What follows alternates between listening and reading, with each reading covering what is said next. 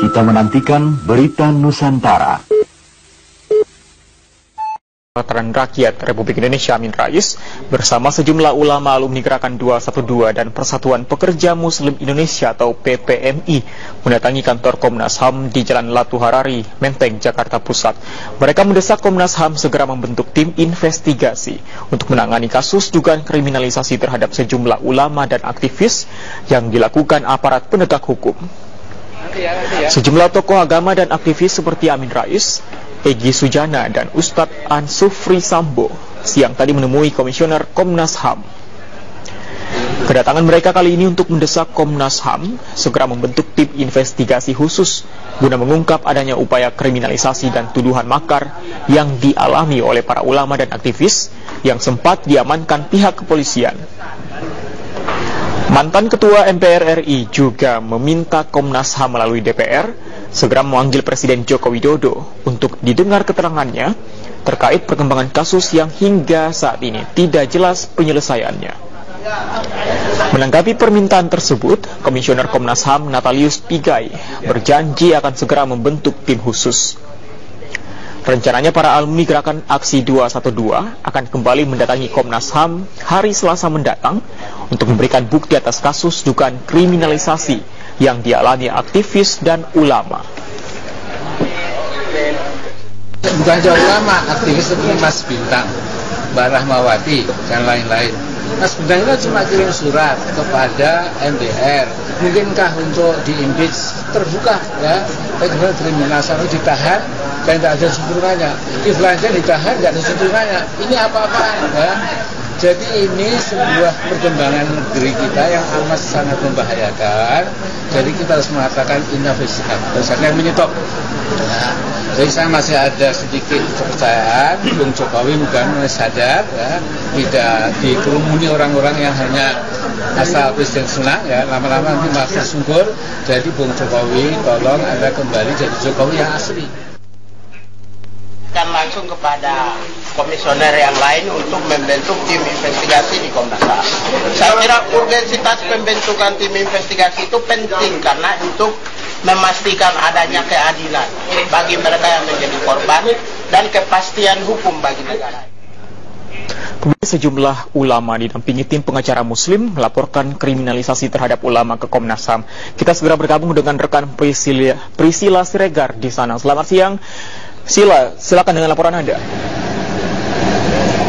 Fandi, melanjutkan proses pelaporan yang dilakukan oleh tim pengacara Muslim kepada pihak Komnas HAM pada minggu lalu, tepatnya hari Jumat 28 April 2017. Hari ini tim pengacara Muslim kembali hadir di kantor Komnas HAM yang terletak di Jakarta Pusat untuk melakukan pengaduan akan adanya kriminalisasi para tokoh ulama dan juga para tokoh umat Islam yang kerap kali terjadi di beberapa aksi, misalnya dari aksi kasus makar 212 ataupun kasus makar 313, di mana para ulama maupun tokoh ditangkap pada saat sedang melakukan aksi damai yang sedang berlangsung. Dan tadi juga dari tim pelapor hadir Ustadz Zambo dan juga Ahmad Medan, dan mereka mengatakan bahwa tidak ada satu kata pun yang terdapat di undang-undang mengenai kata makar, dan mereka menilai bahwa jikalau memang ada, hal tersebut bukanlah berdasarkan dokumen yang resmi.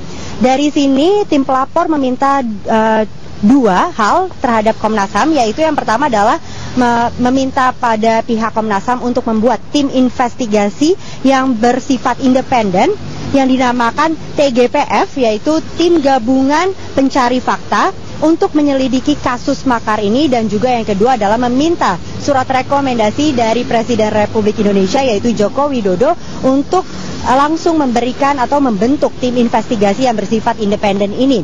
Adapun mereka tim pelapor diterima oleh pihak Komnas HAM sebanyak 4 orang, yaitu dari pihak Komisioner Komnas HAM terdiri dari 3 orang, yaitu Bapak Nasution, Ibu Siana, dan juga Hafid Abbas.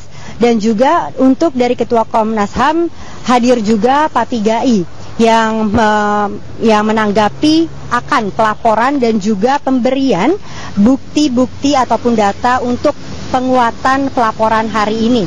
Dan perlu diketahui, Fandi, bahwa menurut info yang saya dapat tadi, usai dari pelaporan ini, jikalau memang memungkinkan dan diperlukan, pihak dari tim pelapor akan pergi ke Mekah untuk menemui Habib Rizik, untuk mewawancarai Habib Rizik terkait kasus makar ini dan sebagai saksi kunci.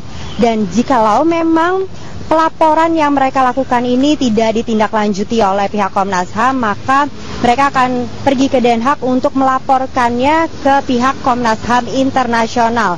Dan perlu diketahui juga bahwa Komnas HAM tadi juga sudah mengatakan bahwa akan melakukan beberapa langkah terkait untuk menanggapi adanya pelaporan ini. Yang pertama adalah meminta keterangan dari beberapa pihak terkait kasus makar, lalu melakukan pemantauan khusus terhadap kasus ini, serta yang ketiga adalah mengusut dan melakukan pengusutan tentang makar ini.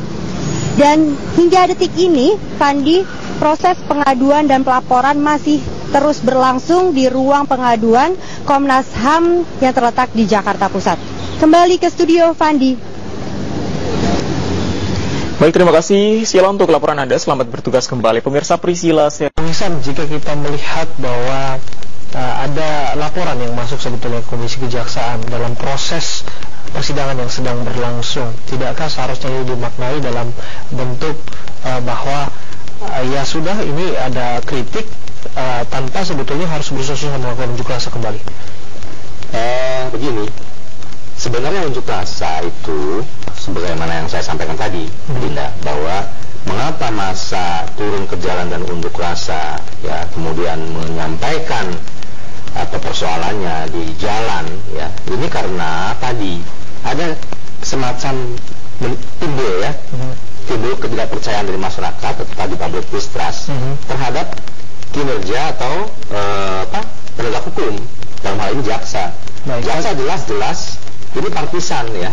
Partisan itu artinya tidak bertindak sebagai yang seharusnya bertindak profesional sebagaimana diatur di dalam undang-undang kejaksaan. Dia mewakili negara dalam melakukan tuntutan, menuntut pelaku tindak pidana. Dan laporan itu sebetulnya kan sudah dikantongi oleh Komisi Kejaksaan. Pertanyaan berikutnya adalah, jika kemudian aksi kembali digelar, aksi 55 disebutkan tadi oleh Bahtiar Nasir selaku Ketua GNPF begitu, bagaimana bisa memisahkan ini dalam proses peradilan sehingga yang namanya trial by mob itu tidak benar-benar ada? Meskipun sebetulnya aksi unjuk rasa memang adalah hak konstitusional, namun sebagian kalangan tetap menilai bahwa itu bagian dari mob terhadap penegakan hukum. Ya, tetapi kita perlu catat juga bahwa jauh sebelum adanya masyarakat yang melaporkan ke Komisi Kejaksaan, ini kan sudah lama. Harusnya Komisi Kejaksaan itu juga aware atau care dengan perilaku jaksa yang diduga, ya, telah bertindak partisan, tidak menegakkan hukum dalam politik, dalam kerangka politik hukum, yaitu menegakkan peradilan pidana yang tidak terintervensi oleh kekuatan apapun. Nah, ini kan ternyata, ya, dengan kasar dapat kita lihat dengan kasat mata bahwa jaksa telah melakukan politik partisan, ya kan? Nah, dengan tidak menuntut, bahkan yang lebih parah, selain tidak menuntut maksimal, tidak menuntut berdasarkan dakwaannya, pertama tidak menuntut dengan dasar dakwaannya, kedua tidak menuntut maksimal, ketiga menuntut dengan percobaan, dan yang terakhir jaksa tidak mengajukan yang namanya replik. Nah, ini kan persoalan. Kalau begini, masyarakat atau negara ini siapa yang mewakili dalam rangka penegakan hukum dalam criminal justice system? Dalam KUHP kan sebetulnya replik itu juga bagian dari prerogatif dari jaksa penuntut umum, boleh dibentuk atau boleh diciptakan, dikreasikan, atau boleh tidak sebetulnya. Dalam prinsip efisiensi peradilan kita, nampaknya hal tersebut tidak masalah krusial dalam penegakan hukum ini. Tetapi kita kan harus bisa melihat juga bahwa sejak awal jaksa ini sudah mendakwa terdakwa Basuki Cahayapurnama, ya, dengan pasal 156A. Demikian pula alat bukti yang diajukan. Semua ahli agama, ya toh, ahli bahasa, ahli tafsir, ya, bahkan forensik, ya, digital forensik, semua diarahkan kepada bagaimana membuktikan dakwaan dengan pasal 156A. Ternyata jaksa kemudian tidak dapat membuktikan, tapi yang dibuktikan adalah pasal 156. Nah, ini kan persoalan, sehingga tadi sangat jelas kalau jaksa tidak menggunakan haknya, itu kan ada sesuatu. Sesuatu apa? Adalah keraguan. Karena apa? Dia masih ragu karena dari awal dia mendakwa dengan pasal 156A, tiba-tiba dia diarahkan. Yang disampaikan dari Mokortono adalah bahwa apa yang disampaikan oleh terdakwa dan juga kuasa hukumnya dalam pembelaan mereka, dalam nota pembelaan mereka tidak jauh berbeda dengan eksepsi, sehingga tidak harus melahirkan yang namanya replik gitu. Tidak mungkin di negara ini tidak pernah terjadi dalam kasus peradilan pidana seorang jaksa yang telah mendakwa dengan pasal 156A kemudian lari dengan pasal 156. Karena jaksa dalam rangka menuntut seseorang harus berdasarkan fakta. Faktanya apa di persidangan? Yaitu dengan bukti, dengan saksi, dengan ahli. Ini fakta di persidangan, dengan bukti-bukti lain. Nah, tidak pernah satupun dibuktikan atau di dalam persidangan Pak Basuki dengan pasal 156. Sama sekali tidak pernah. Nah, kemudian jaksa yakin dengan pembuktiannya pasal 156. Ini persoalan. Nah, inilah yang kemudian menimbulkan public distrust. Ini berbahaya. Nah, ini coba lihat bagaimana peran jaksa yang seharusnya dilakukan. Ya, dia adalah wakil negara dalam paradigma criminal justice system, mewakili negara untuk menuntut sesuai dengan Undang-Undang 16 tahun 2004. Baik. Tentang kejaksaan agung. Anda sebutkan soal criminal justice system, saya harus mengingatkan soal keadilan. Anda melihat bahwa tuntutan itu mencederai keadilan? Sangat mencederai. Sangat mencederai. Keadilan bagi siapa? Kalau tidak mencederai, tidak mungkin ada gesekan-gesekan masyarakat atau tidak mungkin ada masyarakat umat yang turun ke jalan. Semua reaksi yang timbul ini adalah cermin dari kebobrokan yang ditampilkan oleh aparatur penegak hukum. Dalam hal kasus jaksa Basuki Cahayapurnama ini adalah yang ditampilkan oleh jaksa. Jaksa mempertontonkan kepada masyarakat tindakan-tindakan yang tadi, ya, yang tidak mencerminkan profesionalisme jaksa, yang tidak mencerminkan jaksa sebagai wakil negara dalam paradigma criminal justice system. Dan ini mengganggu, mengusik serta mencederai perasaan keadilan masyarakat. Nampaknya sikap itu memang menjadi pedoman bagi Anda, mengingat Anda juga di MUI yang sudah mengeluarkan sikap dan pandangan keagamaan.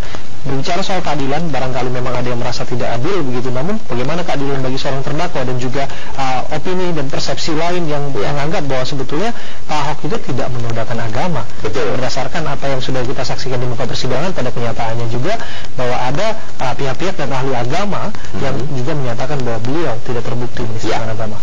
Pak Ahok, saya katakan di berbagai media, tidak pernah menyudutkan atau tidak pernah memusuhi satu golongan apapun. Saya keberatan kalau Pak Ahok dituduh dengan melakukan penistaan atau permusuhan terhadap satu golongan tertentu, karena Pak Ahok tidak pernah melakukan itu. Itu sebagaimana diatur pasal 156, yaitu tentang golongan. Pak Ahok tidak pernah melakukan itu.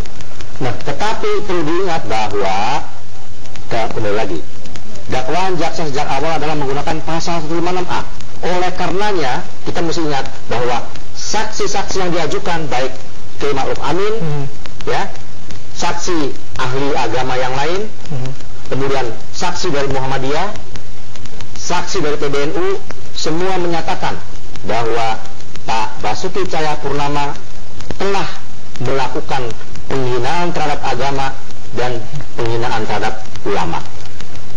Ditambah lagi dengan kesaksian yang disampaikan oleh Kiai Miftahul Akhyar dari PBNU yang menyampaikan bahwa dalam persidangan, ya, bahwa di samping Pak Basuki Cahayapurnama telah menistakan agama dan menghinakan ulama adalah menyesatkan umat.